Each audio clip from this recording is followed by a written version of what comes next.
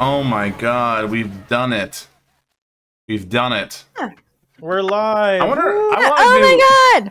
to do a mashup or like an edit of all the words I've said first. Like when we start the show, you know? Yeah. Yes. Like I feel like last week it was like hummus. We're live. The legendary luxury elite. How are you this fine evening? I am pretty excited. Pretty stoked to be here. Man, I am looking amazing on this little format. I'm watching At Twitch night. right now just to see what the chat looks like, and I'm like, oh, I look cool as hell. Finally, an Sweet. episode people Look want to watch. beautiful. Look at that. Have you seen Big Trouble in Little China? Actually, I have not. Isaac has been telling me to watch it. Yeah, it's a funny banger. enough, got a VHS shelf, like one of those drawers, and I bought one from Goodwill that actually had a fuck ton of movies in it. They didn't clean it out before they sold it. So I have Big Trouble in Little China on VHS now. Y'all want my copy of The Color Purple? Yeah. you The guys- Culprit classic. What are you talking about? I guess in the end it does end up happy, but I don't know. It just makes me so Whoa, sad. spoilers. It is Do kind you of a downer. collect physical stuff? Like, do you really like having a bunch of tapes and vinyls and VHS?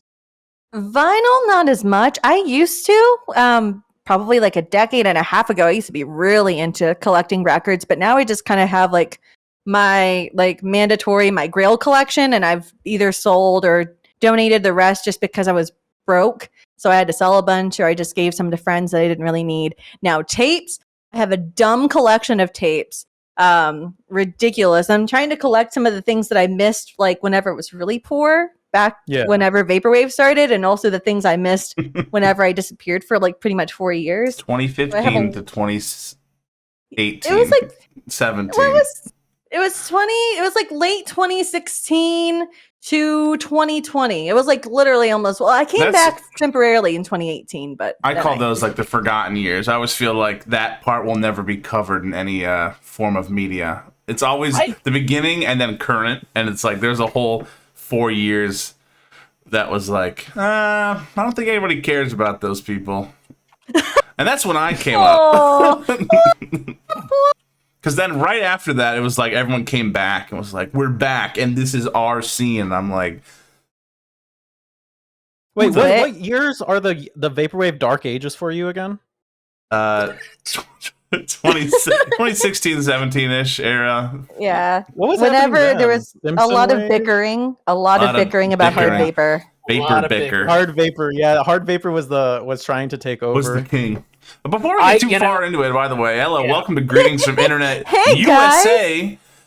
With, of course, Luxury Elites on, everybody. Woo. Yeah, hello. Of course, we've got Christ, Mr. John himself, and we have, which way did my hand work on the screen? With the Discoholic. Discoholic, he's feeling sick tonight. So this is what he looks like now. Yeah, he's still he moved again. He moved again. He moved again. Discoholic, say your iconic line. Wahoo! Oh, cool. Discoholic, give us an intro to the intro. Okay. Hi, I'm Discoholic, and you're watching the Disney Channel. Greetings from Internet USA.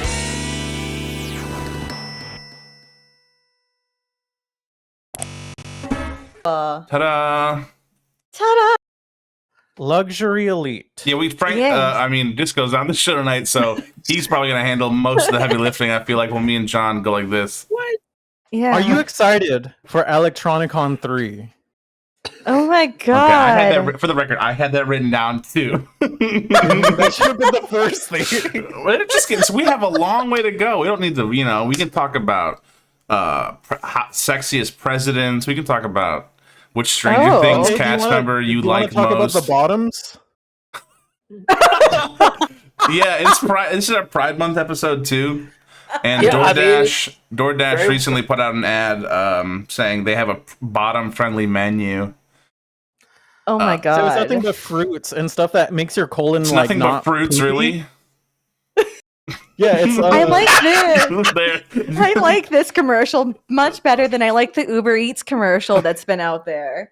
Have you guys seen the Uber oh, Eats no. commercial? No. They're eating diapers and like cat litter and tape Ugh. I mean, because they're delivering non-food. So they're like, "Can we eat this too?" It's disgusting. It is so gross. They have Gwyneth Paltrow like drinking perfume, which does not seem unlike her yeah, but it's that per sounds, se. kind of sounds Oh, like That it. sounds- he's Yeah. the goop goddess over here. Yeah, Yes. she's like, oh, more goop. Is this for me? Yes. What's your Can it- go-to Uber Eats order? I don't use it. I don't really use Uber Eats very much. I just primarily just deliver directly from the stores or whatever Yeah. restaurants themselves. I don't know. Usually they Yeah, I always never use Uber complain. Eats. Yeah, they usually always complain that like DoorDash and third-party services will take like a bigger chunk. So I always like just order directly from them. I feel guilty. It's I true. mean, that's why I only order fast food from those places because Taco Bell. I think they'll do fine. You know? Yeah, yeah, exactly. So your go-to is Taco Bell, then? That's what you're getting, Taco Bell. Yeah, Taco Bell basically. Oh, Have you had a I- Mexican pizza yet? Are They're they sold good? out. They Oh had, my like, god. So they had I all the hated it. advertisement for like, oh my god, it's coming back, and now all the advertisement is we're sold out. Fuck you. And I was like, just make more. Simply make you had more. your chance. Yeah. No more. I can't imagine they're out of the ingredients it takes to make those. They're full of shit. They like the exclusivity of it. That's all it is. Yeah, This is the Popeyes chicken sandwich of It's 2022. Taco Bell's McRib now. It's Taco Bell's NFT, guys. It's non-fungible, totally not. Non-fungible able to- taco. It's right there. Yes, right there. non-fungible taco. Exactly. So Come on. luxury elite NFT when? No, God. Oh god, never. Never ever. It's good Aw. to hear on the right side of history. Yeah. I'm sorry. I still don't know anything about it. I'm so bad. Like I see all the like discourse and I'm old lady looking up at cloud like what is this? Like what not even yelling at it. I'm just looking at it confused. Speaking, That's me. speaking of the So right it side sounds of about history, right. who did you vote for in the 2016? No, I'm just kidding.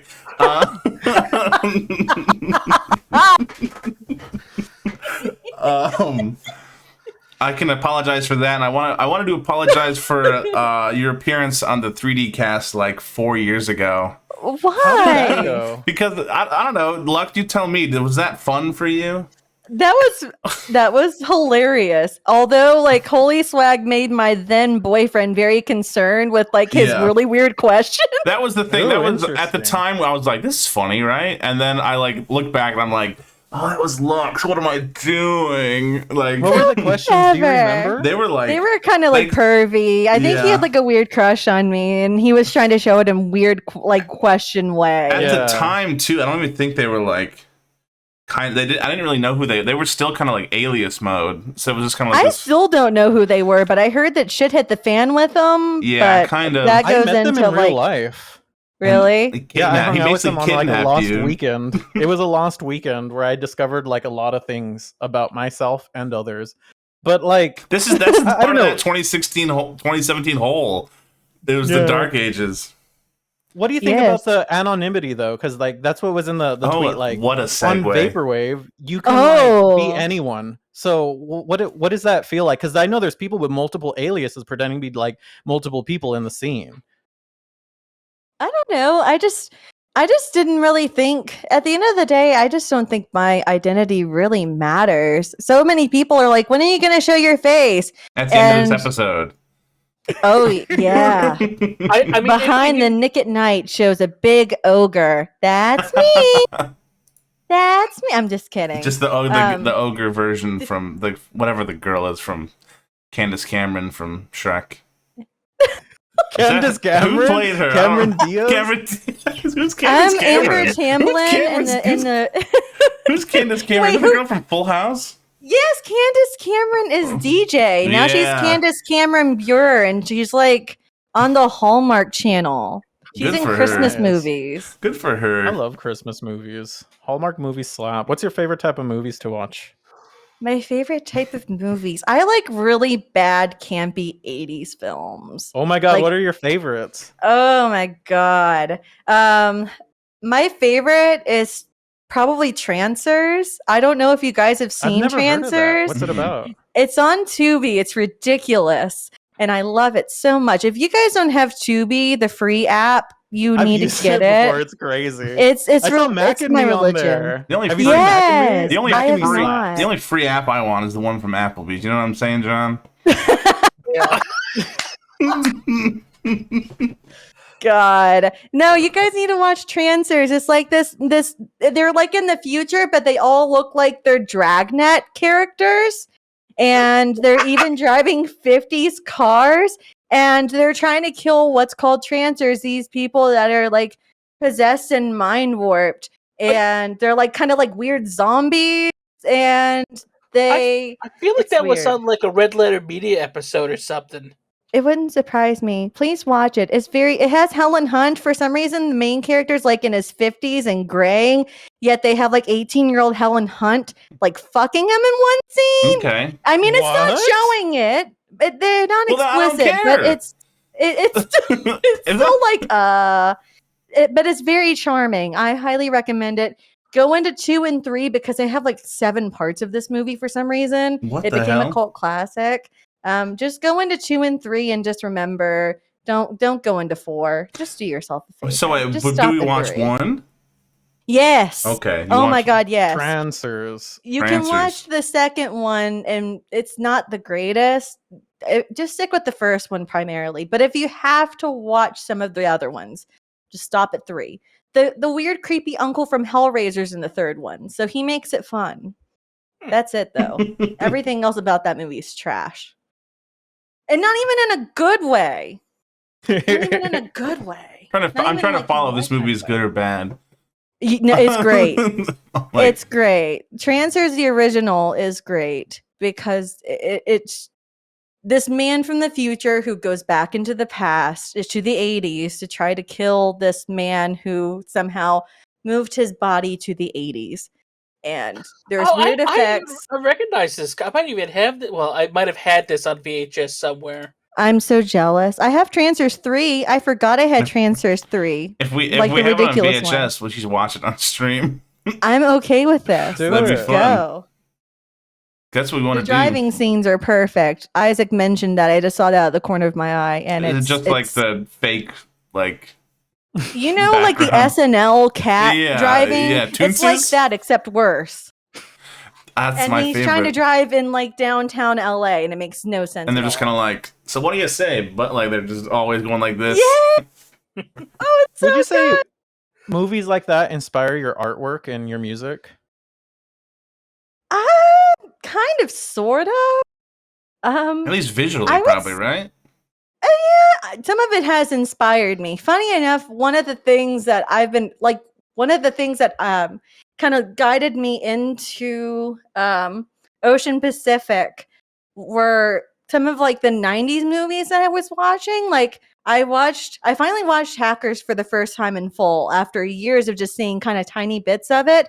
And I was charmed by that, but I was also really charmed by the cardboard skylines of Johnny Mnemonic. Those were fucking terrible and so good. Jones the Dolphin. I have that on Laserdisc, and Oh my god.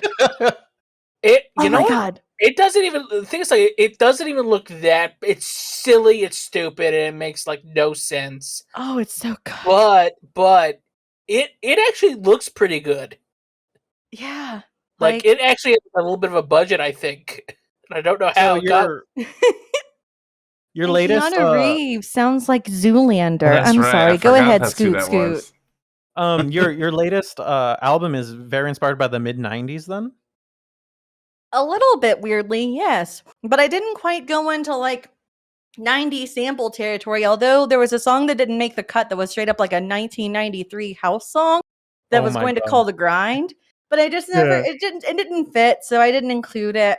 But yeah, I think that would be fun going into the future. I just went with like a whole bunch of like late 80s, early 90s sample things and lots of MIDI horn that I Yeah, I didn't even heard all realize the were MIDI horn. linking. I was like, oh wow, there's a lot more MIDI horn than I thought. This is pretty The cohesive. MIDI horn is the Sweet. best. There's nothing better. It's so good. Purposely, I'm that's what I I'm like, what is that? I need that. If I had hardware, it'd be simply to look for those MIDI horns. I was actually going to ask about what type of sounds or instruments do you enjoy the most in your music? Because I would hear like a lot of saxophones, a lot of horns, but Yes. like personally, when you hear something like that catches your ear, what sound like gives you like chills? You know? Weirdly enough, hand claps. A good clap can turn. Really? Yes. A Interesting. good clap can turn an entire song around for me. I am a sucker for claps. And also like cheesy, synthy, like noodly shit. That's in a lot of like Italo disco songs. As horrible as they are, I find them to be so charming. But a good, perfect for me. I love those Yeah. like Beautiful. big vocal like harmonies. Those sound awesome. Like when you slow Ooh. them, that's like when they have like voices like doubled or tripled or whatever they're doing. Now, one question I gotta ask is, Mhm. how do you feel about? Well, two questions, I guess. Okay. Do you listen to a lot of vaporwave yourself? I have Don't been. don't be offended if I won't be offended because I don't listen to much these days anymore. So, you know. Honestly, I didn't listen to a lot of it in between like my lull because I kind of got burned out on vaporwave in general while I was gone. I have been like listening to albums that I've missed on an MP3 player that I got right before I quit my previous job. So I have been listening to it a bit more. But I did take a break from it and I went into like new wave and post punk and like weirdo punk disco for a little bit while I So was gone. should we get those? Let's see those recommends. Who's the lucky person to get the Lux stamp of approval? Anyone current that you're like they're great and current. Well, I really liked In Rail's past two albums. Yeah, Those it were is. super fun. I was really into what I heard of Keep Coral's Telesex release. That one was a bop. I loved that release so much. He knows how to really punch it up. Yes. Oh my gosh, it was just so. I that one I was really obsessed with. Trying to think of others. I've have so much. Let me look at a mix I sent Isaac because I had there were some good ones. A lot of business casual has ended up on that mix. I'm just saying. There's a Hey, lot. There's when you been a put lot of good releases. when you put out as much music as we do, it just sort of happens. Keep throwing Yeah. shit at the wall. Something will stick, John. I'm not gonna. Spaghetti noodles. I'm kidding. I'm not gonna lie. It's been interesting lately. John, you don't with have the to say that business your guys. label's bad right now. That was not what the setup was. Well, although I'm kind of worried because tapes. I have more. This isn't even my entire inventory. This is the most. This thing is completely filled, like on 3 shelves, which is the most I've ever had. I still have 3 full boxes in the other room. Damn. Guess I'll I'm make not a new gonna lie, album I'm- so you have something to sell, dude. No, no more albums. I need to sell these ones. Oh. Damn. Oh man. Aw. What was it? Oh yeah, another one. Bootleg BB. That Mm. Oh, that yeah. the one that had Forever on it. I think you also released. Did you release that one on tape too? It might have because is it the blue color cover? Yeah, it was. Oh shit! What was the album called? I have it. I'm pulling it up. Here. Let me.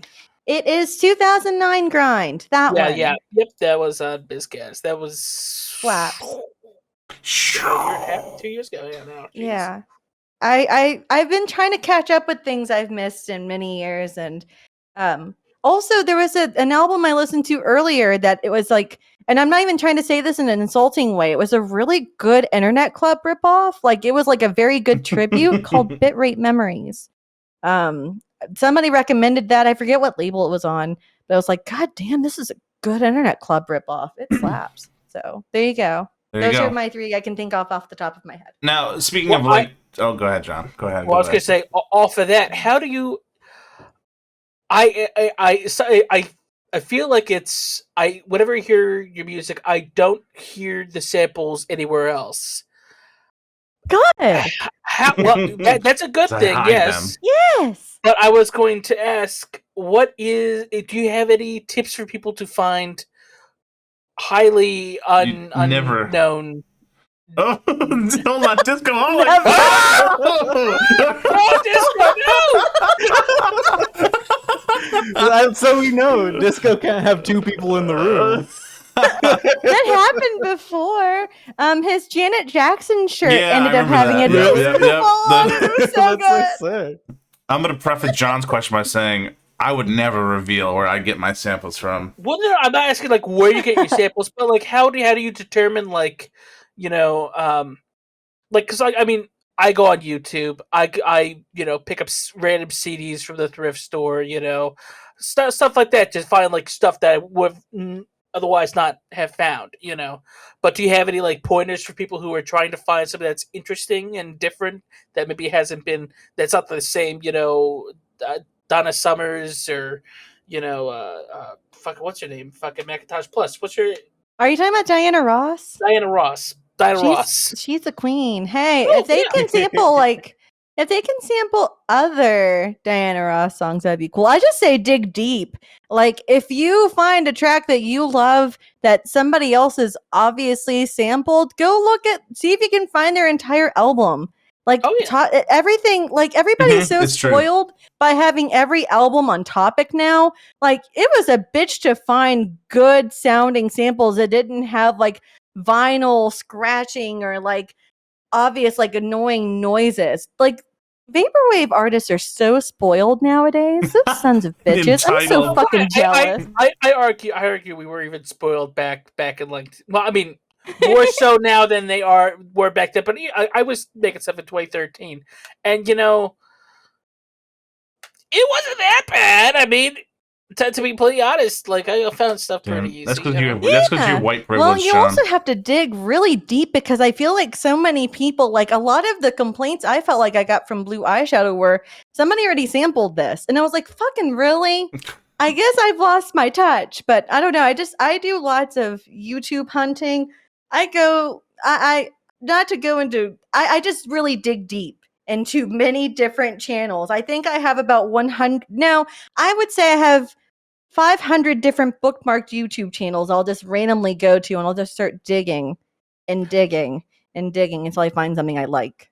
I got a pro tip for anybody else who if you find a song that you like how it sounds, like the music part of it, maybe not the lyrics or whatever. Yeah.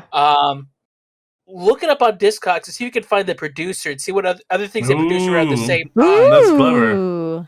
So the thing is, like, if it's just a sound that's in vogue at that time, Yeah. you can maybe they've done something else for that other person that uses similar sort of Yeah. thing.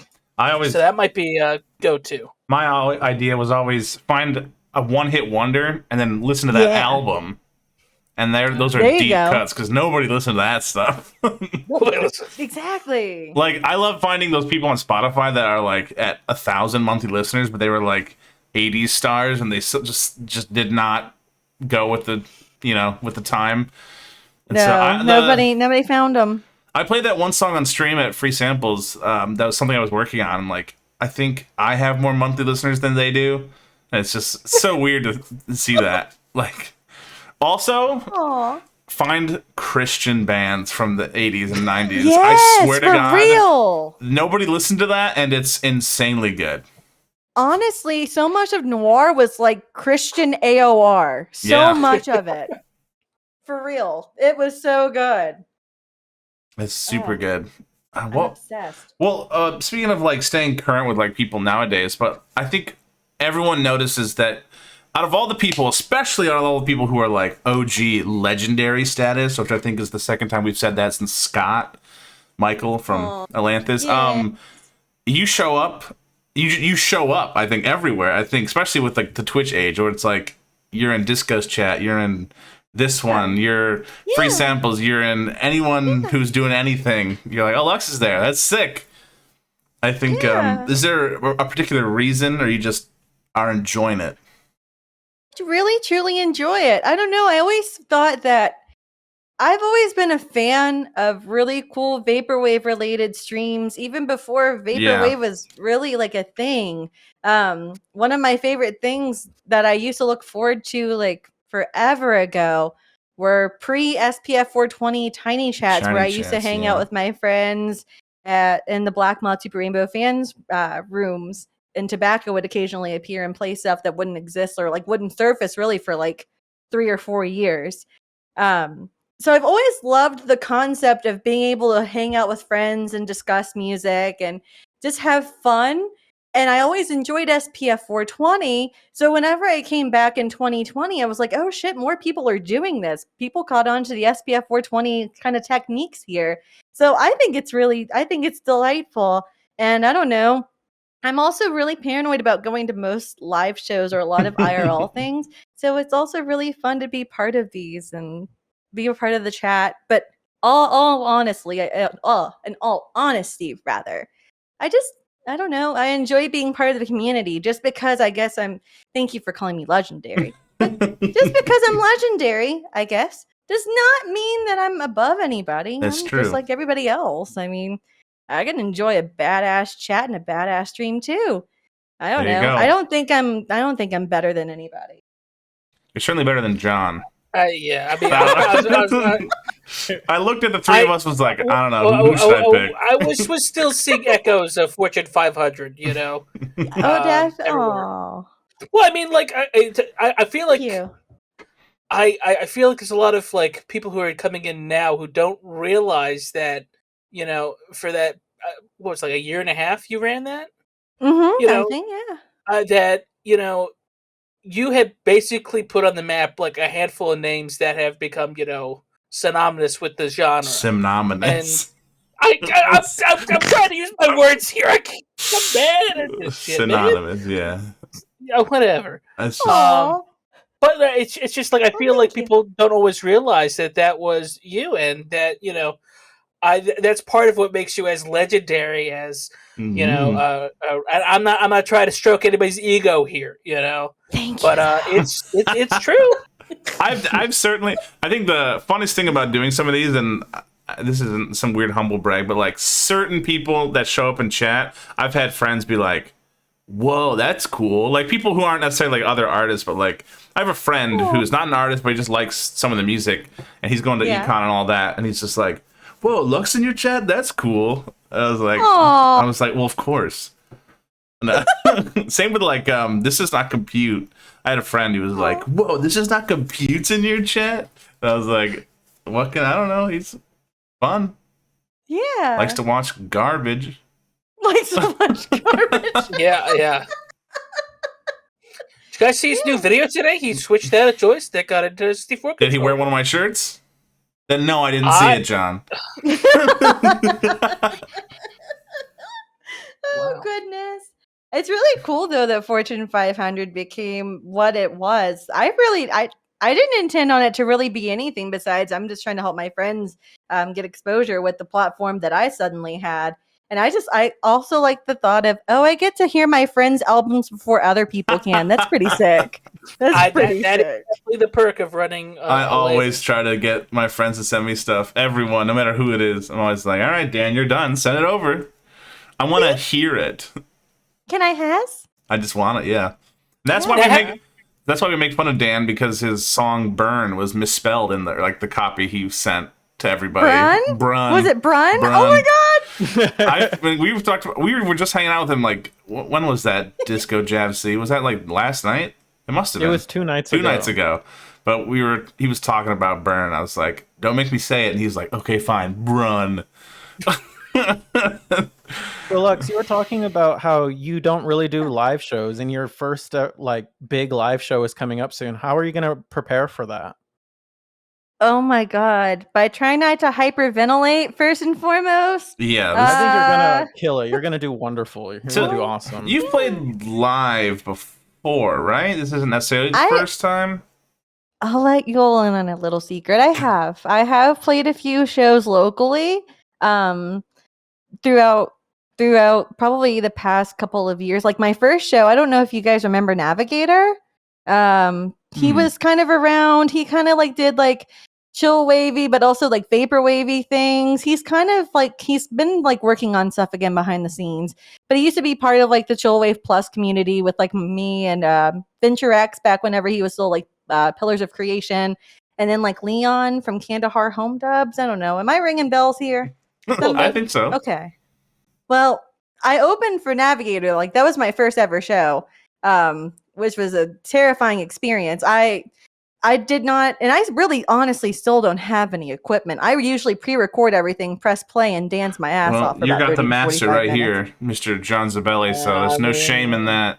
What? Hey, I mean, I'm quite. I used to like be really like self-conscious about it, but Equip of all people was like, you're not the only one to do that. You will be fine. Just say yes to Econ 3. Just do it, Lux. Mhm. And I was like, okay, fine. Were you do thinking it. of not saying it? Or were you doubting it? George has asked me, like, this is now the third time he's asked me. He's asked me for every Econ, and I told him no the first 2 times. This is the first. Crazy. Yes. Well, he was like, I don't want to go too far into it, but like this time around he approached it in a different way, and he was like, Lux, what can we do to make this more comfortable for you? Because I know that this would be really killer for fans to see, but I want to make sure that you aren't going into this having an anxiety attack in the middle of your show.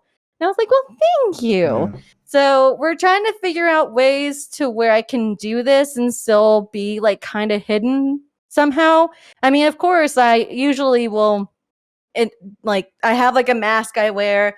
Kind of stole that idea from Vextroid from forever ago, and I have like this entire outfit I usually wear to live shows to make it kind of freaky, but also look like I am a Lux ad, like a walking Lux screenshot. Then you got to bring a change of clothes, I'm assuming, so you can walk around with the pedestrians. Yeah. However, I still though, I think people are going to kind of figure out who I am because of who I'm going to be around. But Yeah. I am going to be masked up anyway because I'm still masking up everywhere I go. So I'm like, okay, cool. This works for me anyway. I don't have to worry about me like being outed because you're not going to be able to see a lot of my face. I'm going to look like a duck because the mask makes me look like a duck. That works. Well, So there you cool. go. Yeah. Yeah. Well, I'm excited to see you live. Do you have any other like new music coming out or music you've been working on recently? No, like I mainly started working on Ocean Pacific, not even thinking I was going into it making an album. It was just I need to get some new stuff to put up on for this Econ 3 set because I've been playing the same stuff for a little bit and I'm kind of getting bored of it. So I was just kind of working on a song or two, and then I think Infrared Sauna was the first track I did. And I was like, could be a fun album. Let's see how well. And then 13 days later, That kind of reminds me of when Econ 1 happened. They made like the mixtape, and I remember that St. Pepsi was under the impression it was supposed to be new music, so he made that first song, which ended up being on Mannequin Challenge, like a new song, and he was like, "Oh, it didn't have to be new." Well, either way, I made a bunch of new music, and then he released Mannequin. Because of the Econ mixtape, I think. I'm not gonna say, but like that's what he said. He was like, "Oh, I didn't know wasn't supposed to be new, so I ended up making new music, and then that just became a new album." Hey, I'm not gonna complain. It's a great album. Turned out pretty good. I think I already got like a rough draft of what I think the set might be, although I still don't know how long the set's going to be. I'm figuring it's going to be we're Should be sets for like 30, 40 minutes. 40 minutes, I think they all were. Okay. I think they have more people playing this time, and I don't know how many stages they hit. Well, I mean, you would probably don't have any of us, but I don't know. I kind of sort of. I think everything was still in rough draft mode whenever I was approached, so it might have changed. But I think there's going to be a couple. Okay. Yeah. Maybe 3? Yeah. I can't imagine it'd be like harder or like worse than the first 2 in terms of like didn't stage. get to experience that. I wish I could have experienced the first 2. Did you think why didn't you go? Just budget or at the time I didn't really know anybody in the scene anymore, and like I was also afraid of flying, and I never had traveled like anywhere outside of Kentucky. It was a big leap, I will say. So I was scared shitless, and I was offered a free plane ride, everything, and even then I was still like, I'm sorry, I'm chickening out, dude. Isn't Sorry. is Mesh from Kentucky? He You could have is. gotten a He ride to is. Mesh. I know. I didn't think about it. He probably would have helped me out. He would have been like, road trip, let's go. So would've you been- travel now? Have you seen the Pacific Ocean firsthand? Yes, I finally have experienced salt water up my nose and sand everywhere all over my body somehow. It ruled. So I that's what loved inspired it. the album? Honestly, to truly no. I went into this, I really thought like it was kind of weird how distant Ocean Pacific felt from my true experiences at the Pacific Ocean. Like I still kind of treated it as like a weird fantasy and not based upon the reality of, hey, I actually did experience being able to touch the ocean twice in one day at 2 different beaches. West Coast sucks, anyways. John doesn't like live I music. was He so doesn't like live charmed by oceans. it. John doesn't like live water. Ocean. Yeah, live water. Yeah, no, I like it with still my water. sink I'm at like, home. I'm like a mosquito, you know. I like. Yeah, I was more inspired by like advertisements and things of that sort. Things that usually inspire Lux anyways. Like what screenshot can I use or what can I utilize that will make me flesh out a song that matches that? Or what commercial could I think of that would match this track, basically? You ever watch Okay. commercial compilations on YouTube? Oh my god, you should see my hard drive. I have so many of them downloaded. Oh, So nice. many. I would say at least 20 gigs just of commercial blocks. Whoa, that's a lot. I was gonna ask, how do you determine what makes a when you're looking for an album cover for like your album? Do you have a vision of what you're looking for, or is it something like you just see it? It's like, that's the cover right there. A bit of both. I will try to, with blue eyeshadow, I kind of had what I wanted to use in mind, but I didn't have the exact shot in mind. I ended up finding like an old Christian Dior ad, and I was like, okay, this is it. That's the one I used. That was a screenshot. For Ocean Pacific, I kind of had the vibe that I knew I wanted to use. The cover it was actually 2 different screenshots and a drop shadow. So I got a little creative on that. Ooh. I know. I was like, wow, not just 1 screenshot, but 2. Talk about an upgrade and a drop shadow. Lux is upgrading. Upgrading. As someone who's been in the vaporwave scene for so long, where do you see the genre, the art movement heading? Well, John, Jesus. I'm surprised it's not dead, first and foremost. I honestly expected to come back in 2020 and it be like pretty much like on its last legs. And I was like, oh shit, this is thriving again? Cool. And then people came back because they were in COVID times in seclusion and isolation, and they kind of came back to things that comforted them. So I was like, okay, that's sick. I think that with live shows coming back, I think that people will start trying to put on like localized shows. You might start seeing things more like the Vaporwave Zero tour that's coming up soon. Mhm. More people that are starting to kind of go around the US or like have like home bases like Vaporwave STL where they're going to bring acts in. I think more of that will come along.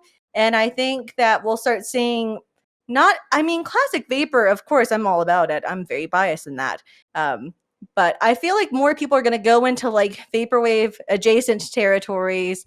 Yeah. And continue in that trajectory even more than it is now. That's Chris's whole thing where he's like, you advertise a party more so than a show because a vaporwave party gets like people will go to a party, but they don't necessarily want to go see an art. You know, that's Skeleton Lipstick. That's his whole thing on T-Chill. Why not both? Well, it ends up being both, I think, but I think he's right for most of it, where it's like more people that don't know what anything is happening will go to a party. Yeah, they'll be more appealed going to a show, like to a dance party, and then finding out like, hey, I actually like this music that's playing, and kind of go into it from there. I mean, it makes sense. It makes people gravitate to it more than just a show. Most people don't want to go to shows unless it's somebody they give a shit about. Exactly. At the party, Yeah. they're like, I'm drunk. This is fun. What is this? Yeah, it doesn't matter who's playing. Yeah, that sounds horrible. I hate parties. John, go sit in the bath. Fun. Come on, don't be a wallflower. A party with skeleton lipstick, please. John's the kind of guy. He'll sit in the corner with his hands. He's like, they don't even know I own NFTs. I'm like that one meme with like the guy in the corner, just like like everybody's dancing. I'm just like got my drink, little party. Nobody knows I have an OpenSea account.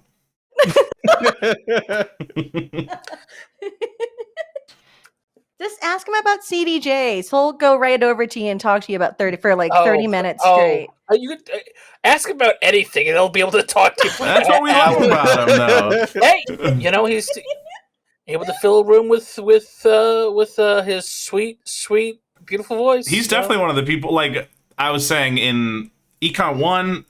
Yeah, I knew some people I was excited to meet, like the people I knew for years at that point. But there's been so many more people, like Lux and like Skelly and like even kind of Frank. Like we became such better friends over the last 3 years, and it's like it's gonna be so different than just being like, oh hi, I think we know each other on Twitter, but this time it's like, what the fuck is up? I think I remember the first time I met you, Randy. I was like.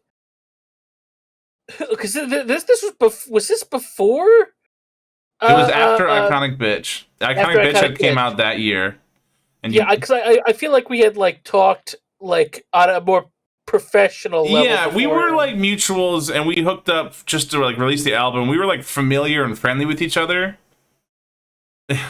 We hooked up kind of like like when we were talking at Econ, you were like telling me about the label. Sorry.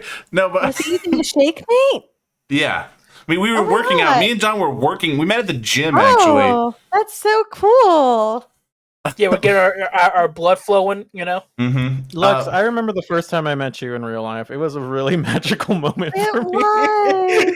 Oh my god! Oh, like so I had no idea it was even gonna happen too. Like I just got a Yeah. text like, "Hey, do you want to come DJ my party?" And I was like, "Okay, what's gonna happen?" Yeah. Oh, it was delightful. So I can what I have wanted to tell the say- story. Yeah, go ahead. Is at your show, I'm gonna do exactly what you did. For every time a new song would drop, I would just scream as loud as possible. So you'll hear me in the audience. I'm gonna try to scream as loud as possible so you can hear me.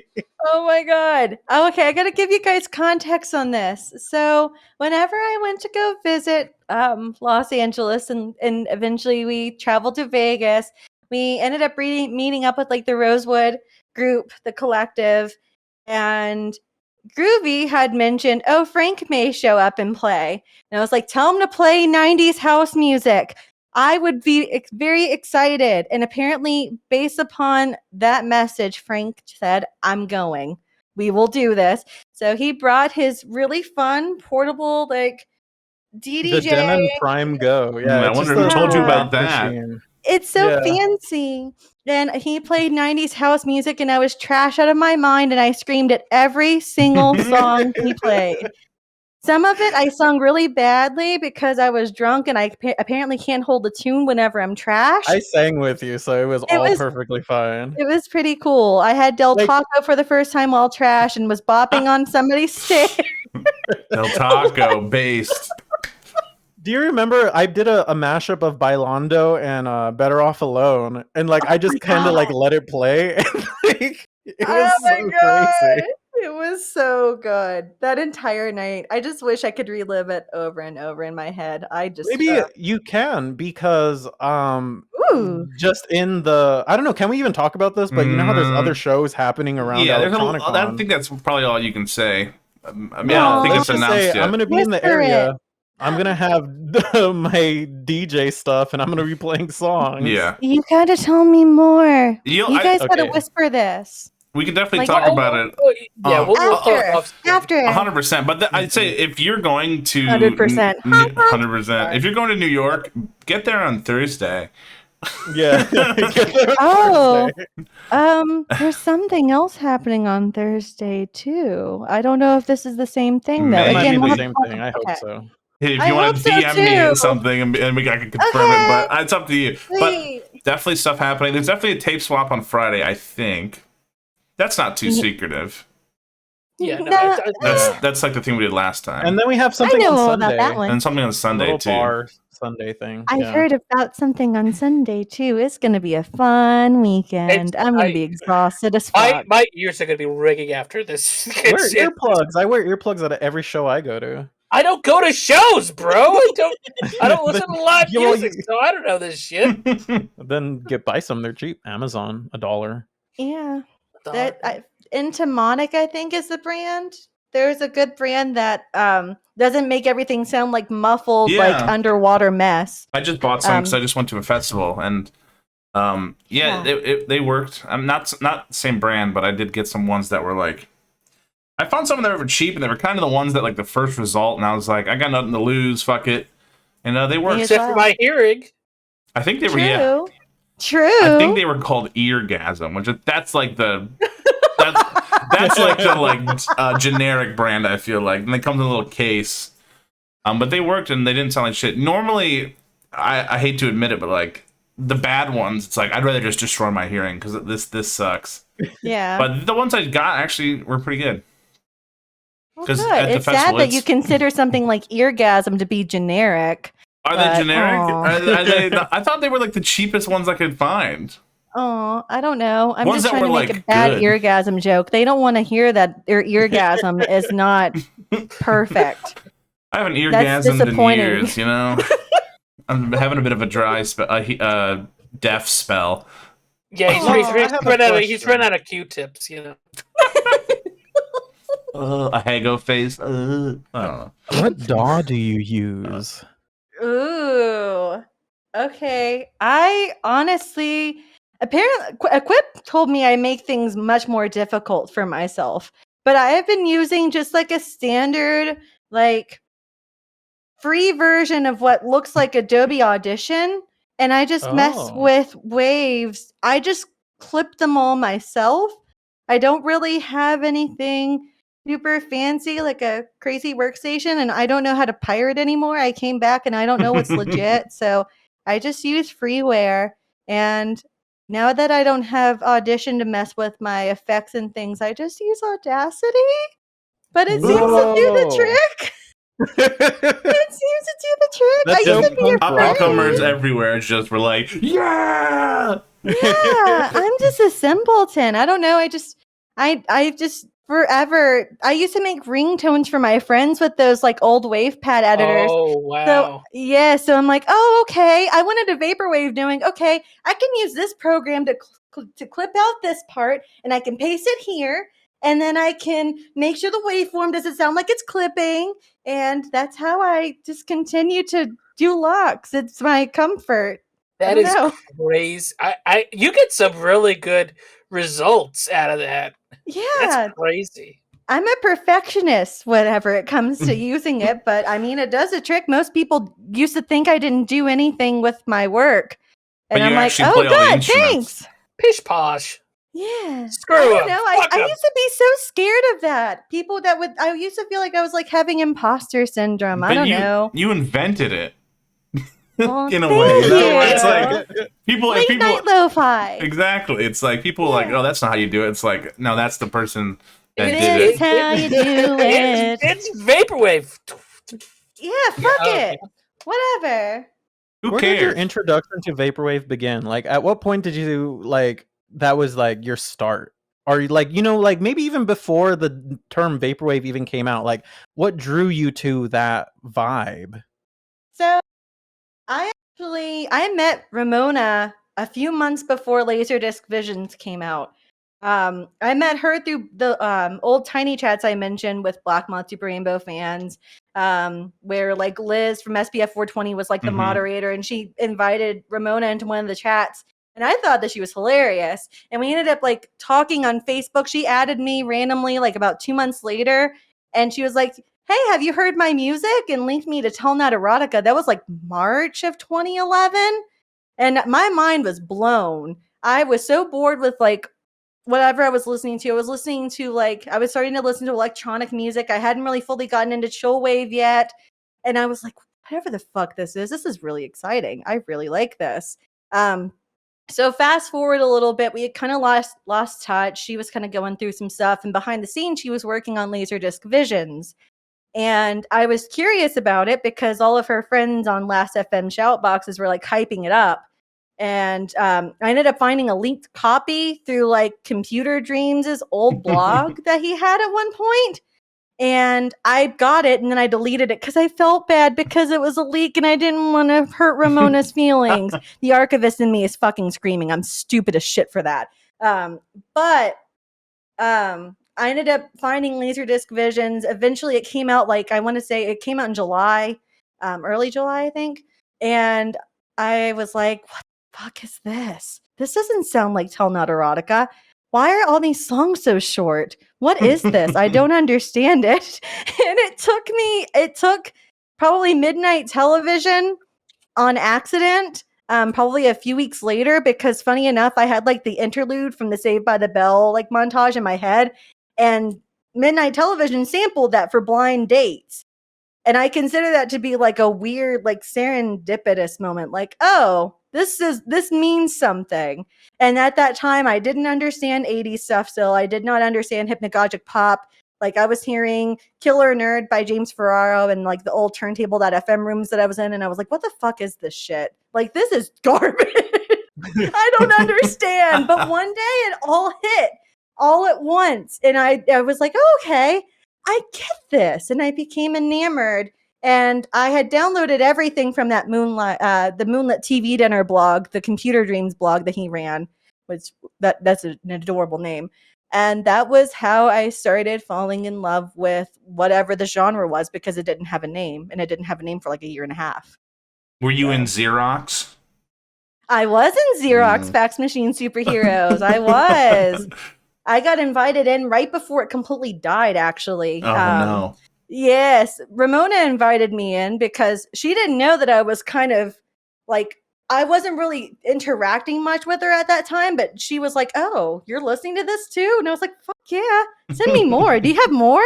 I want more of this. I can't find any of this. What is this? I feel like I've name dropped that group just to people who were back then, people who were around back then, and they're always like, how do you know about that? And I'm always like, we got Nordward over here. Yeah. I used to talk. I think I used to talk to Liz a bit in that Dark Age area. And really? Yeah, there some association. Definitely in mutual discords at the same time, voice chats. Gotcha. That and like knowing Scott and stuff too.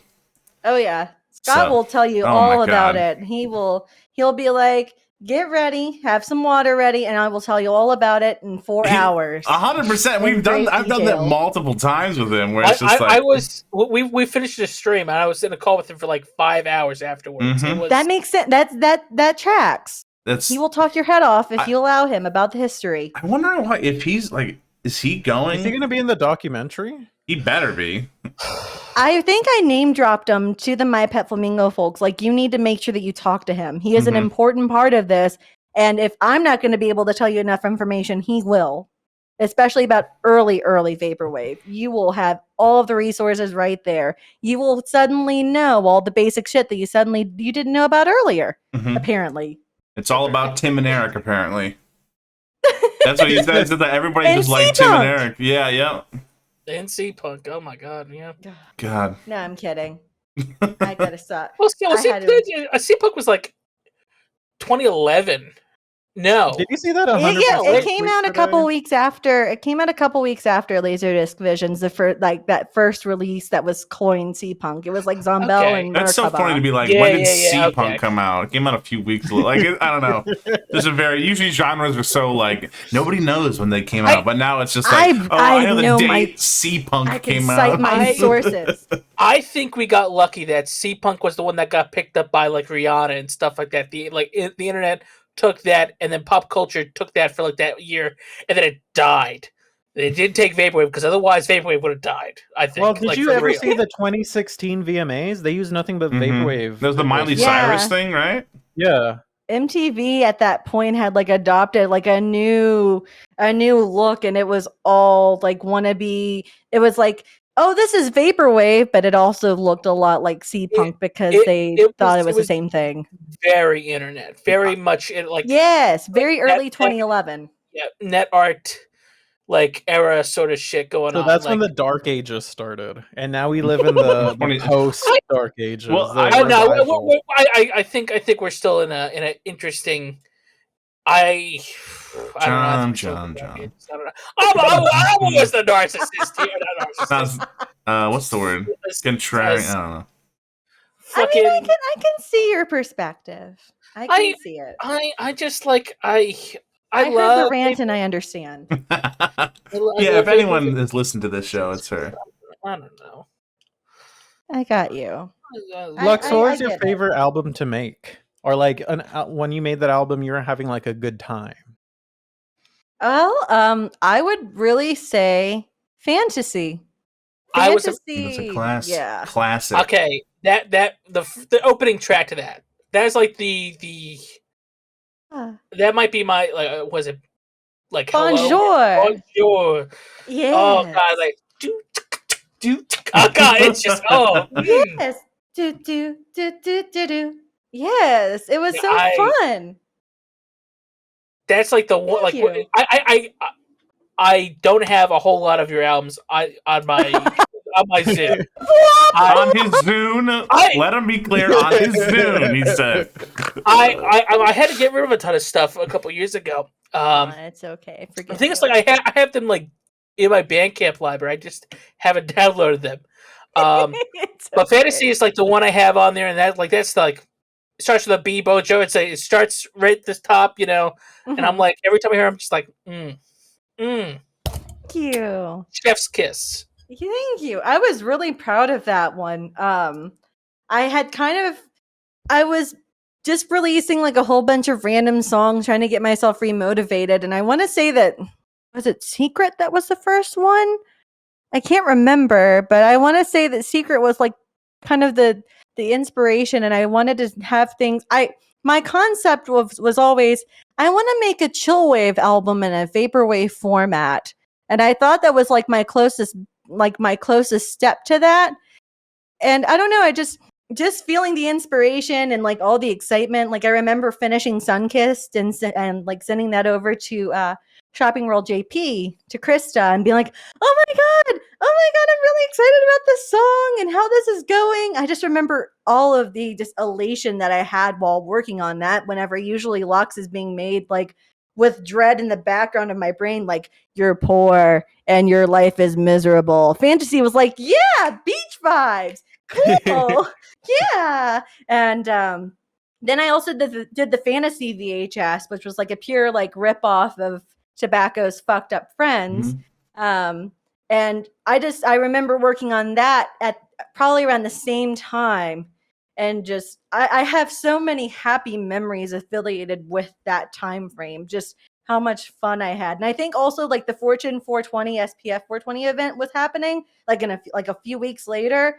So like that entire like the Fortune 500 takeover, working on the Fantasy VHS, working on Fantasy the album, and I felt like everything was going really well. So I look at that time and I'm like, man, that was a really fun album to make. Beautiful. I gotta ask. Feel free to not answer if you don't feel like it. What do you look like? No, I'm just kidding. What is your real name? Yeah. No. Oh, now I forget what I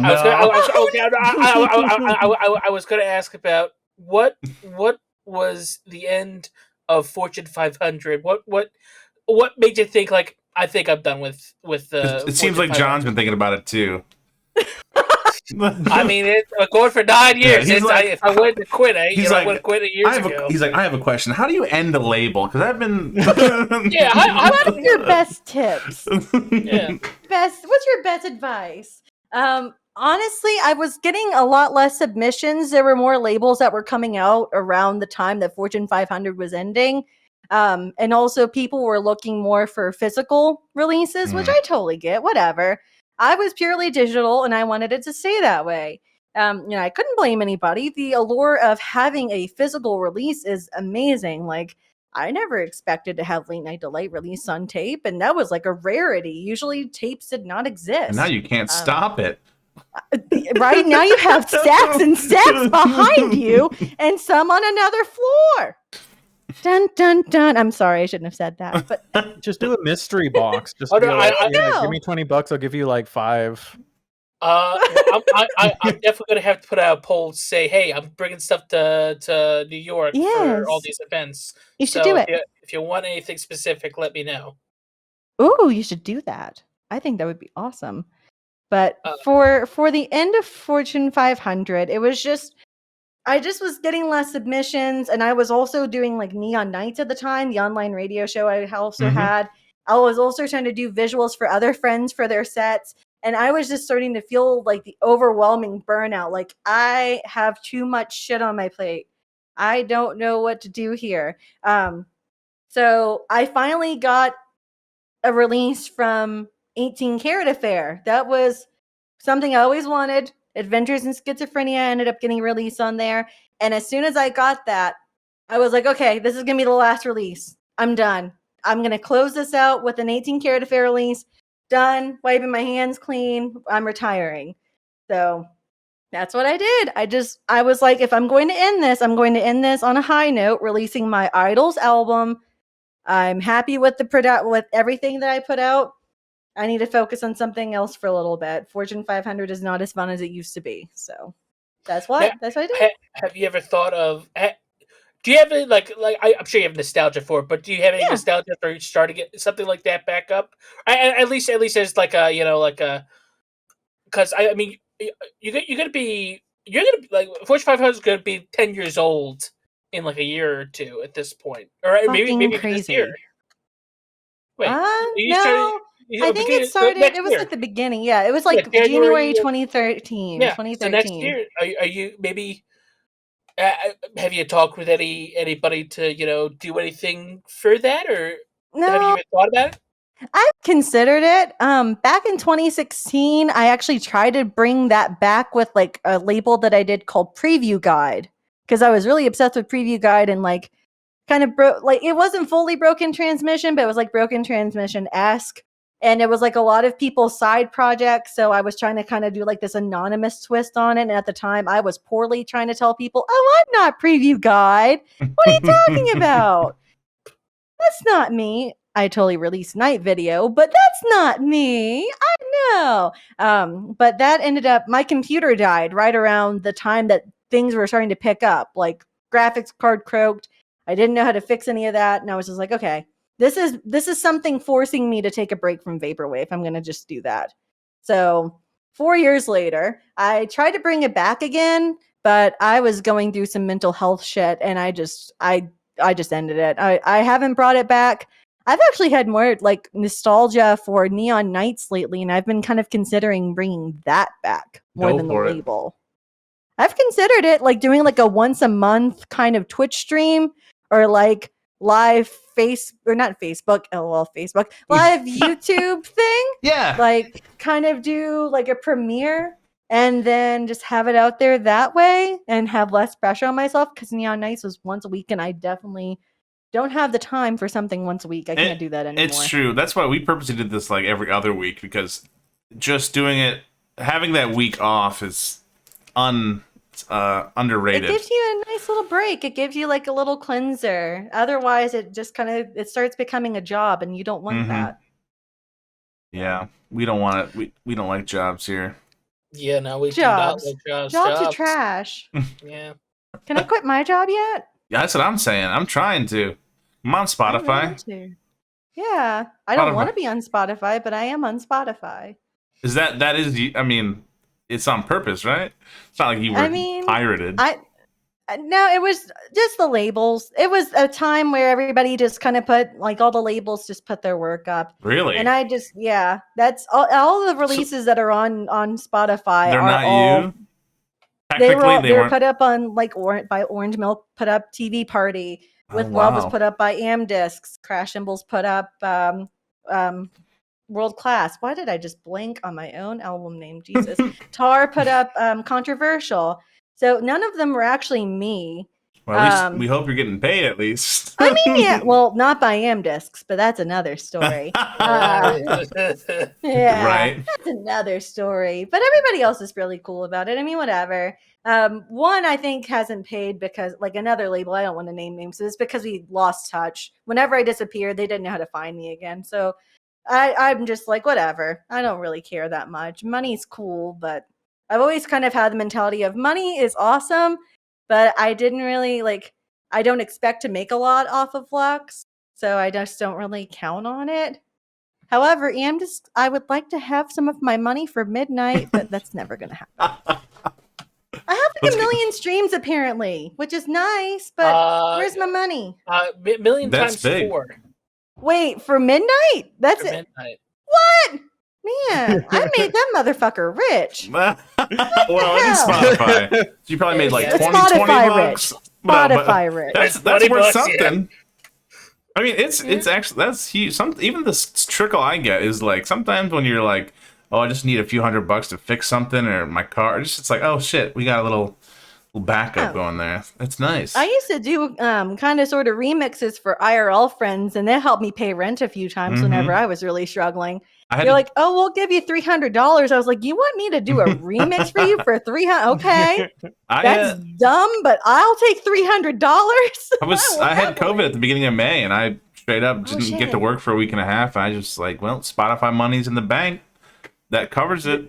Woohoo! I have a backup plan. Time to pay taxes.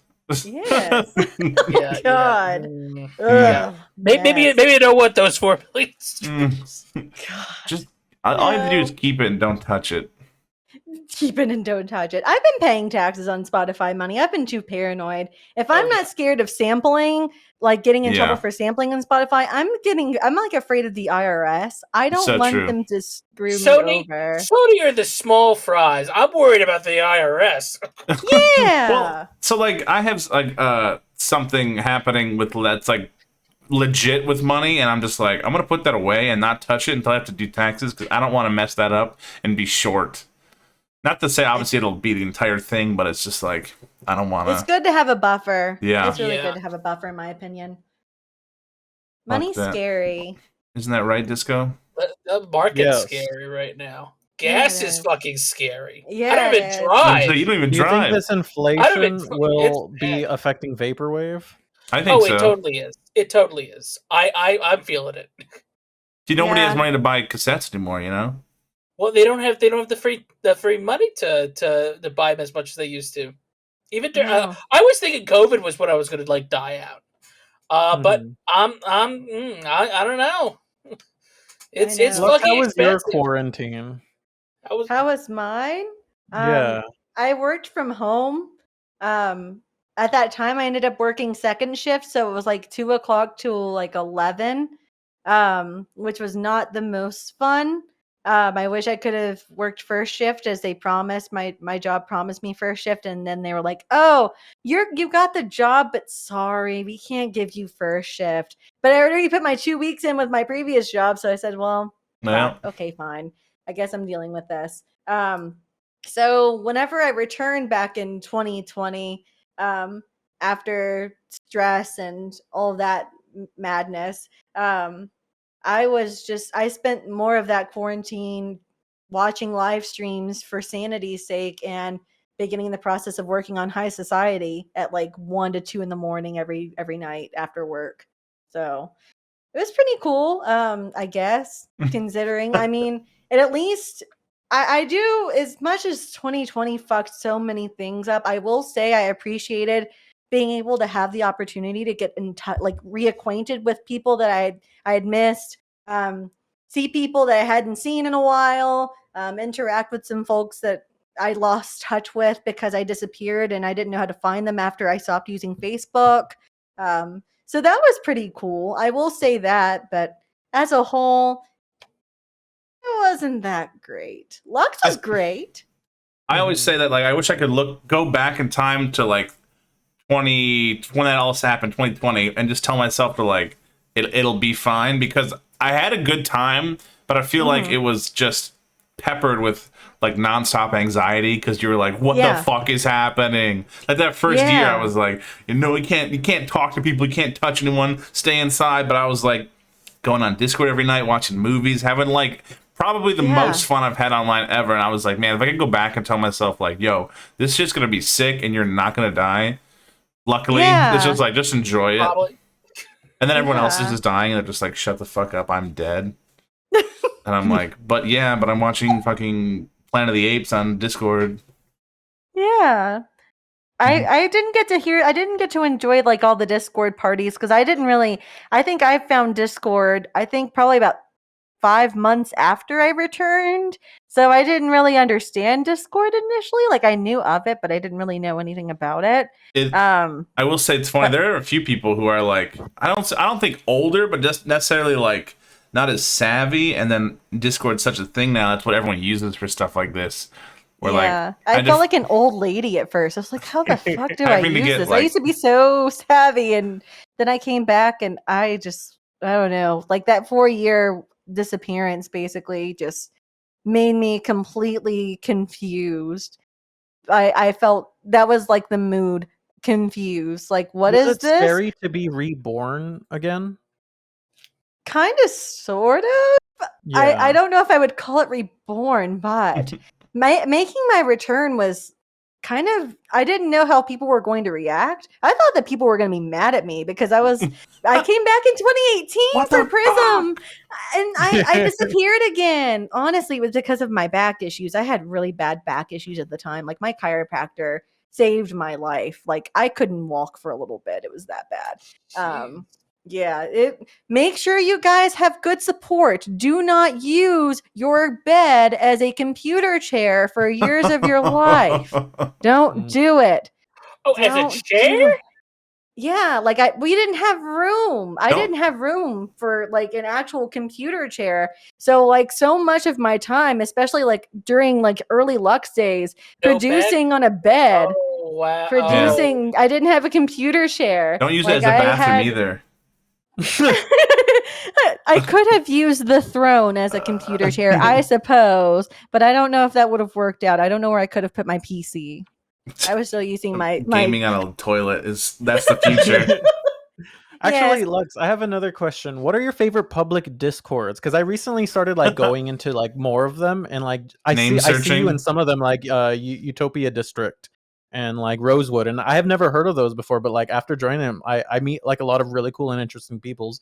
Do you have any Yes. ones that you would shout out, or like they have really nice people in? Well, Rosewood was like more of like a private collective thing. I don't really. I just get invited to Discords. I don't know a lot about random Discords, but Utopia Yeah. District is fun. I will admit I'm taking a break from it. I miss everybody, but I had to kind of step away for a moment for my poor mental health sake. Yeah. There's one server for an artist that I think he kind of wants to keep on the DL, but he Mhm. may have done a split with me once upon a time. I really like his server. It's quite goofy. I think it's a secret. I don't know. Okay. So I'm afraid to I- say it. I don't But think you can it's put two that and two much of a- together. I don't think it's that much. Yeah. Of a secret. If I it's, don't know. if Everybody it's sounds those- like it's a secret. Is it? Why would it be? If it's the person I'm thinking of, why would it be a secret? I think I don't know. It just seemed like everybody was like, it was like the kind of hidden away thing. I didn't fucking know about it. I was like, oh, does that exist? Oh, everybody's saying it in the chat. I guess Yeah. it isn't much of a I don't think it's. secret. I think it's Whatever. public. You're in Doom Trip, that's for sure. Yes, I am in Doom Trip. I wish that were more active because I really like the users in there a lot. That was really cute. I hate that it died after Blue Eye Shadow, and I really want it to come back. I really like in Rail server. Everybody's so tight knit in there, and it's cute as can be. I didn't know I you had a think- server. Yeah, yes, sorry, he John, we didn't get does. the invite. Sorry. Womp, womp, womp. Yes, I'm I- sure I- that you could ask. I He know, probably I'm sure would it's go fine. there. I'm sure I could. I don't think I'm not enough of a zoomer to fit in there. Oh, look, I'm 34 and I'm probably older than most of the people in that server, and I still feel like I fit in. It's okay. Is that a good thing? I No. think that's great. I'm just I kidding. sometimes feel like a grandma on this scene I- anymore. People call me mom, and I don't know how to feel about that. I I was just don't know. someone from my Discord actually met up with me at the festival. They were like, "Oh, I'm here. Where are you?" And that was fun. I like meeting people like Cool. that. But I was like, "How you been?" I met him before at another show, and I was like, "How you been?" He's like, "Oh, I graduated," and I was like, Oh my god. "High school?" I was like, "I met you like 3 years ago." I was like, "Were you like 16?" I was like, Oh. I was Oh like, my I just God. assume people aren't that young, and then I'm like, the fuck? Yeah. I there's a local Pittsburgh thing going on, and I think it was Agnar showed up, and it was like, "Yo, can I get your autograph?" And I'm like, Oh I'm my just, God. he's like, he's just chilling there. He's just like, there's a video game expo. He's like, "You want to play a game?" And he's like, "Sure." Oh. Like, I don't know. I've signed a cassette or two at a show, which is kind of funny. Every time I go to, honestly, I've brought it up before, but my brag. Anytime I go to like a scene type show, Young Bay, St. Pepsi, Clanton, Flaming Ghosts, I've been recognized every single time by somebody. He's like, "Are you 3D Blaz?" And I'll be like, "Yes." Oh. It's So- Right. it's so funny because it's always just one, and it's like that's about right. Lux, are you excited to start signing stuff at Electronicon? Do you have a signature that you would do? Well, I'm honestly probably not going to stick around and sign things, and I kind of feel like a dick for that. But Yeah. I don't know. I'm honestly, as soon as the Lux set ends, I'm going back into like normal clothing and trying to blend back in again. Okay. I feel like it kind of I kind of want to keep the mystique as much as possible. I also had like a kind of a fucked up situation happen. So I have occasionally signed tapes for friends of mine. Mhm. Whenever I've sold tapes on my personal Instagram. Yeah. I don't do it very often. Some people have asked, and I'm like, okay, fine, fuck it, I'll go ahead. And one I personally signed for They somebody flipped it. ended up they traded it to somebody who sold it on eBay, and I'm pretty sure I know exactly who it was. And I was like, okay, I'm not signing shit for a little bit. Aw. I'm pissed. I've seen instances where people get free, like, out of good. I'll be like, "Oh, here's a free thing," and then you'll see that in someone's collection. Like, "I'm selling this." I'm like, "Well, Womp. Yeah, I kind of hurt my feelings. I can't Yeah. lie. You know what? You gotta. I remember when I was first starting out like business casual and like started doing tapes, and I saw a handful of them show up on like Discogs for like stupid amount of money, and I'm like, I deliberately tried to figure out who they were and made sure I didn't sell to them again. I would attack them." Or what? No, but that's DDoS time. Yeah, exactly. DDoS. that's dynamic of Shroud, right? I was. Yeah, we gotta sync up. You know. Yeah. No, but like you just gotta. It's hard when you're like. It's hard seeing like stuff that you like signed for this person. Like I remember like hearing a story of like somebody put up like a signed say Pepsi record that was like Oh, that it was one just, is. like- I think I was like, those are so like that was so personal. I was like, it fuck was yeah. it was like the day after Electronicon it went up, and it was like, just like I think I remember actually. I Seven. think he went off on Twitter. He was like, "You waited in line, and I like made sure everyone personally got it signed because I didn't want to let anyone down, and you flipped it like that." Like, Aw, that's Yeah. fucked. yeah, Yeah, I kind of felt the same way. Like that person sold it on eBay as Lux is playing Econ. You should get this 101.7 WAVE2 tape. Starting bid $70. I was like, what the fuck, dude? worth more Like, than that. well, no. It's also crazy to me, like that those tapes go for that much. Whenever I think my friends sold them for like $10, I think that it's crazy that they're so Yeah. expensive. I want to say like the Kandahar tapes that like I think we got those boxes in bulk for like maybe $10 to put those tapes in, and now those sell for crazy prices. I don't know. I think tape flipping is crazy, but the whole signing thing, like I'm kind of bummed that somebody was even like, "Oh, well, I'll trade this signed Lux tape that I got personally from her on Instagram for this Yeah. Grail that I want." Like, Ouch. I know. I guess it better be worth it. If it's Dreams West, I guess I'll understand. Floral Shop, I suppose. No, But never. bah humbug. I always have mixed feelings when you see someone selling one of your albums, but then someone also has bought it, and you're like, how do I feel?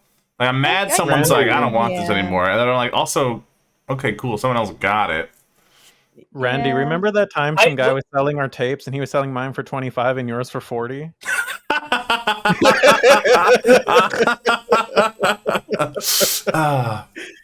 I always think it's funny the prices that people put. I think. Go ahead, John. I think the only part that sucks about that is if they're still in stock and they're selling it. I know Los Angeles had a thing where they would have the unlimited run thing where they would just buy like a white cassette and everything was just that white cassette, but you could always get it. Like I think Miami Virtual was that for the longest time, and they would buy it.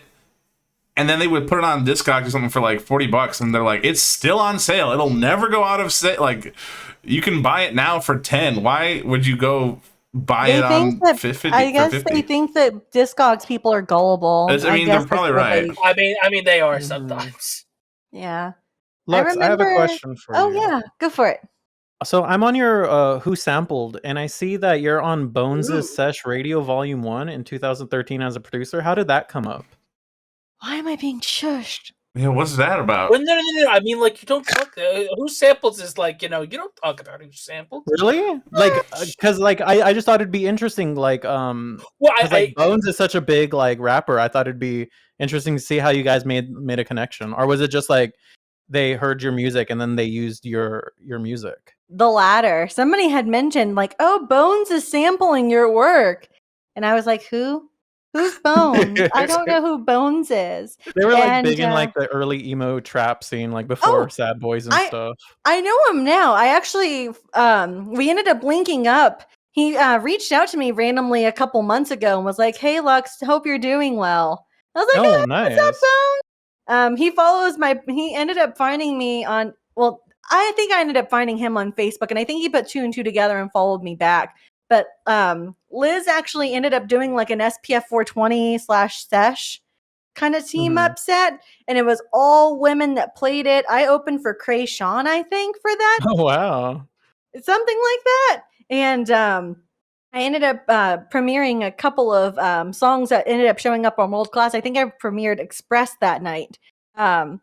But I found out whenever, I guess they were organizing that behind the scenes, Liz was like, "He's a huge fangirl for you. He is obsessed." Like, that's adorable. So charming.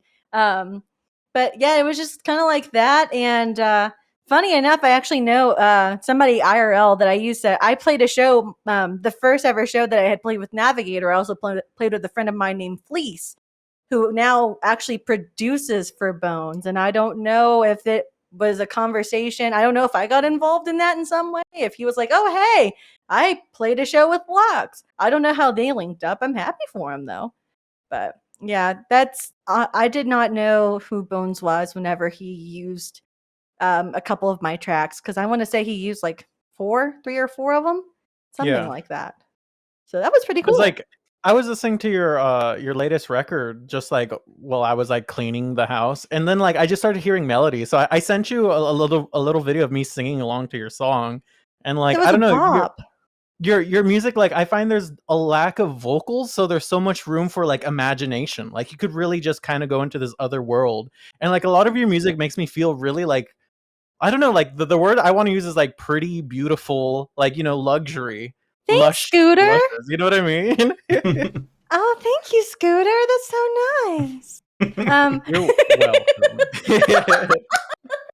But yeah, like I don't know. I feel like part of the fun, okay, this is like the dorkiest thing ever, but I get a kick out of finding songs and cutting out all of the lyrics that I can, because I think it makes it more fun for whenever you find the like original source and you're like, "Oh, hey, it's a song." I don't know. I feel like whenever you type in lyrics is cheating. I found so much of like echo jams just by looking up the lyrics. And I was like, "Oh, this kind of took away the fun of it." So I kind of like the game that I put on by not including vocals. And I Yeah. feel like back in the day, it used to be it made things harder whenever you couldn't find the source. But now YouTube's like, oh, auto detect. It's this song. It's this song. It's I'm this going song, to and you spoil owe it. us It's this. money. Yes, you can't monetize this. You have been blocked. Suzuki Forza was sampled from like this random instrumental of like I had never heard of this artist, but I discovered that if you put her work in something that is not her, it's instantly blocked. Don't know why, but yeah. Anywho, that's kind of off the subject there. I But got one last question to round off this before we get to plugs. give me lots of Um, questions. I like well, questions. Are we already done? Well, we're done Hour with the and a main half. show. Yeah. We're done with the main show. We do have the after show, which we can go on in detail, and Cool. we got people in the waiting room. But I wanted to ask, do you have any vapor regrets? What the fuck? Ooh, vapor regrets. Kind of, sort of. I really wish I could have like filtered. I was like really excitedly prolific in the first like couple of months. Like I churned everything out. I was very much super prolific. Everything I didn't really filter through what I was releasing. I just was like, okay, I've got this EP finished in like 5 days. Okay, it's out. And I didn't like take the time to really make sure. I was just so excited about releasing new work, like new material, and this was an exciting, fun time. So I was like addicted to the rush. So releasing this, releasing that, releasing this. I kind of wish I could have gone in and like really perfected some of these and like went back in and made sure, hey, does this sound okay before releasing that?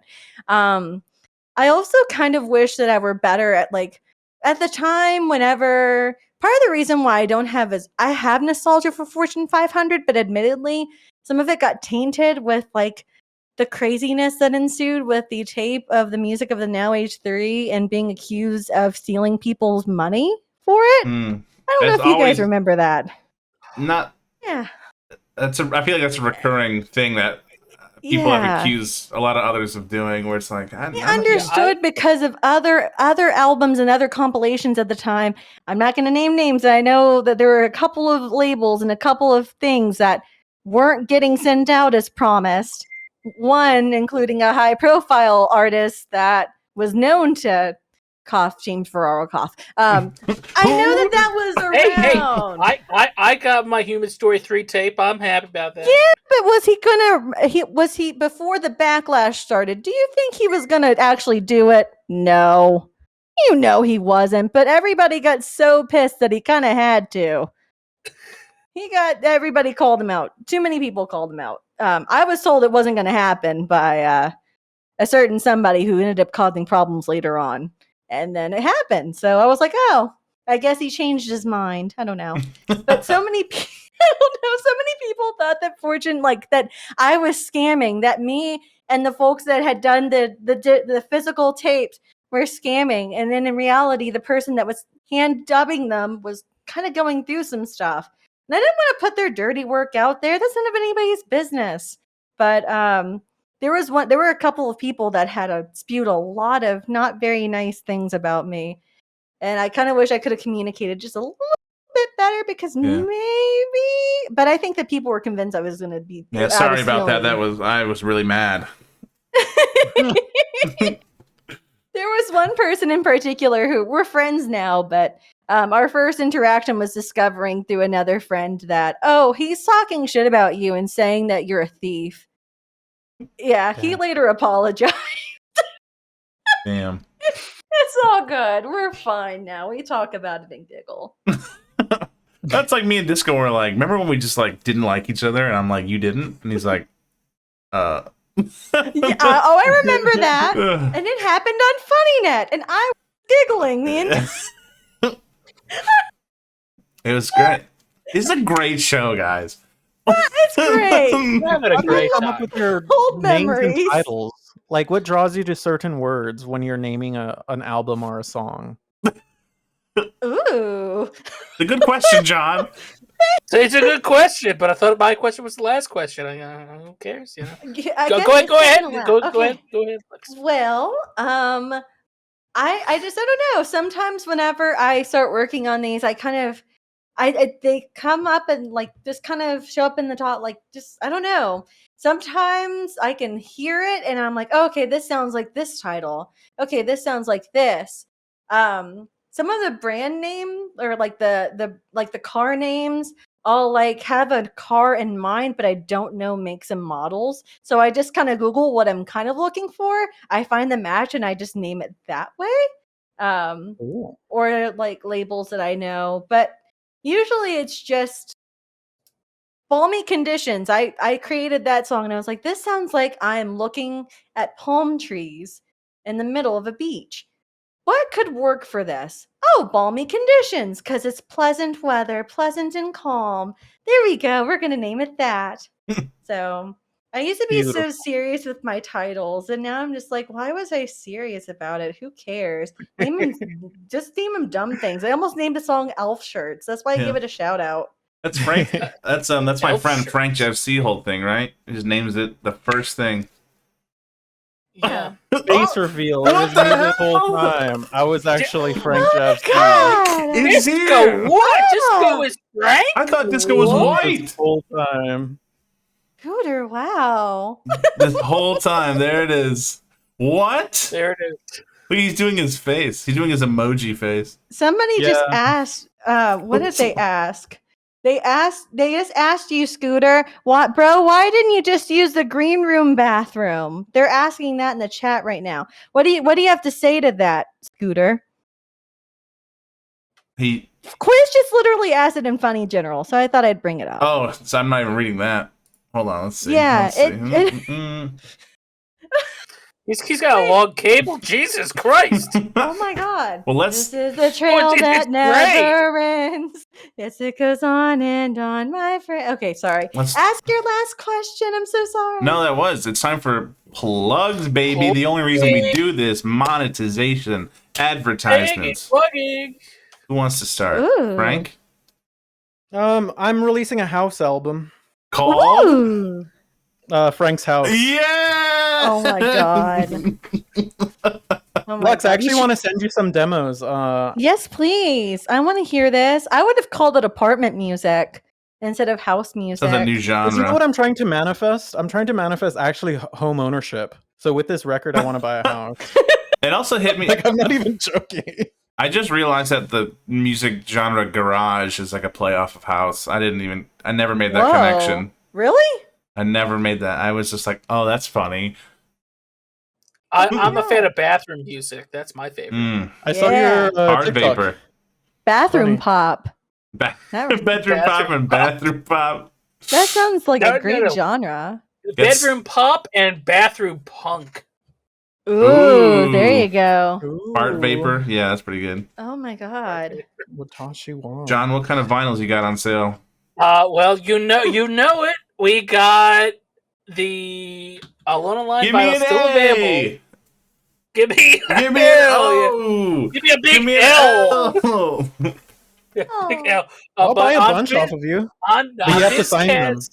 Yeah. Bizkaz, we have this week new Zodiac from Exquisite Nights. Very it's very classy, vaporwavy, kindy thingy. And then last Holy. week we had I don't know how to say it in English because it's in Korean, but we had an album and it's actually really good. You guys should check it out. Mm. You should but, try to pronounce it and do a voice. I bro, it's like a circle with like a dashed line thing. It's like, well, how do I say that? Maybe very Maybe it's carefully. like chick, chick, chick. I mean, hey, you could Chick, be like chick, the chick. yeah, boom, boom, boom, pow, pow, pow. All the manifestations of just 3 exclamation points. It can be whatever you want. This album is Yeah. called Dynamite by BTS. Check it out on Listen Business to it, Casual. and I guess, There you and I guess go. next week we got Active Presence with a new album. Woo! So check that out next week. But Cool. that's it for me. Oh, also I had a new album that came out in May. So listen to that one, I guess, on Spotify or Tape already sold out, but whatever. Called AD. I'll do it for him. AD, thanks. Appreciate it. Before I'm already like past it at this point. Like it's weird. Like I feel like I've like I'm already starting to work on the next album, so I'm like, Ooh. which I'm Mhm. like, I'm shocked. For me, I've been streaming more. Stay tuned for new music. You can check out free samples first every month. You can check out. I just been streaming a lot. We've been playing Fortnite. Hell yeah, dude! It's You've time. been playing Fortnite? Fartnite. We've been listening to Fart Wave and Toilet Step. Hypnagogic fart is really mind blowing. Bedroom poop. There you go. Easy money. It was right there. We've been having fun. So if you're not following me on Twitch and all that, and this, and of course follow this channel too. We go live at least twice a month with a pot. And we ever plug this show on the show? You ever think about that? Aw. They apparently no. The answer was no. They didn't think about that. Discoholic's not here because he's in Boston at the Pad Marino. I'm not gonna call it the Pad Show. I thought you were saying marinade. Marino I was like, Tilda. Melanade, but Marino Marinade's Tilda show. great. It's Mare's show. I don't know why I called it Pat's, just because I know he's the only person I know on the lineup. wait, you don't know skeleton lipstick? I'm just saying the only person I read on the lineup earlier today. Because I told the story off air, I think, but I was like, oh, good luck tonight to Disco, and he was like, oh, I'm not playing, and I was like, oh, and then he said something like, I might. Well, I guess I can't tell this part of the story. Oh, Well, spoiler He alert! mentioned What are you doing? he mentioned Pad, and It's then happening right now. If It's you're not happening there, right- who cares? It doesn't matter. Yeah, that's Somebody true. might be streaming. You're not it watching- while you're it not- goes. He said he might do something special after Pad. And I was like, okay, I know Pad's at the show, and then so that was the only name I thought. I seen the poster before. Okay, whatever. Move on. Do your plugs. It's Pat Cheddington, Febre, Skeleton Lipstick, Skeleton. Melanode, Merino Tilde, God, what? Okay, Destrax. Is it Death's Dynamic? No, No, that it's not DDS. It's DESTRACSHN. It's just What? like- exactly. Right? Exactly. That's how do you pronounce that?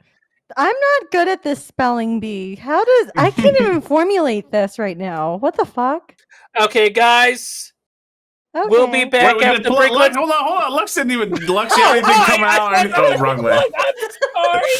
I'm so sorry. Oh my god. I I'm wasn't here. gonna say anything. I'm here trying to end the bit. I'm trying to end the bit because I can't say shit. It's okay. Well, of course, as you all know, I'm playing Econ 3, which is crazy. 3 days into my 34th year of living on this planet, I will be playing in front of a whole bunch of Vaporwave fans, and it's going to be really bizarre. Bring your masks or bring your blue eyeshadow. I don't care either way. Let's go. I'm doing a couple of I'm part of a really fun compilation that I can't really talk about yet. There's actually somebody that is part of the Funny Net crew that is going to be okay, I know what you're talking about. doing something fun in relation to that. That news should be coming out soon. There's also a set that is kind of in limbo. It was like a set that Isaac did, but it was of him DJing Luxury Elite tracks. That set was supposed to happen 2 months ago, but we haven't heard anything from the festival runners, so that's a big old question mark. There's another really cool festival that I know is happening. It's a sequel to one I did back in December. I don't know if I can reveal details yet, but it is in relation to a genre name that I created called Late Night Lo-Fi, if that brings some hints there. And then I think that's about it. Outside of I just put out an album called Ocean Pacific that I created in 13 days because I went into laser focus mode, and eventually that'll come out on tape. I have no idea when yet. For now, I'm just enjoying the fact that it's digital and it's out there and it's really fun and I'm excited about it. So yeah, there you go. Amazing. Well, Lux, thanks for coming out. This is actually sick. I Thanks. keep pointing to this direction, but on my camera, it's this direction. That was That awesome. you're pointing at the chat. You're pointing Yeah. at the Funny Net chat. There they are. Yeah. There they are. And there they go. Well, we got to do our patented wave, and then we'll see everybody after in the callback. Let's do Pretend it. I'm waving. Okay, I'll wave for can't you on see this it. hand. Like Mrs. Please, Nesbit from Chuck Story. There it is. Yay!